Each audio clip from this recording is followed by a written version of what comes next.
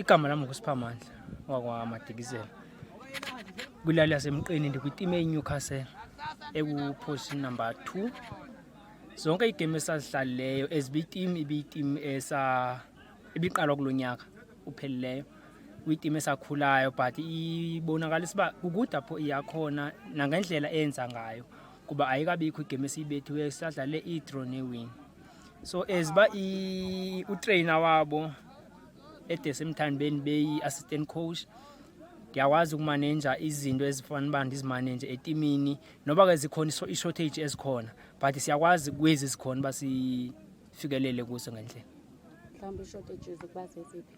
Iba zi-equipment like ii-bowlers ezikhona for i-training azikho enough, kube ngama-markers akekho enough for i-training. So zizokuphela ii-challenges ezona zihamba phambili okwangoku. Kuma-draws nine-draws ezingaphi ne-win ezingaphi, ii-games ezidlalile zingaphi? Ama-draws esiwadlalileyo I think 3, then ke ngoku kube ziwin. Ii-games ezingaphi? Zii-games 10.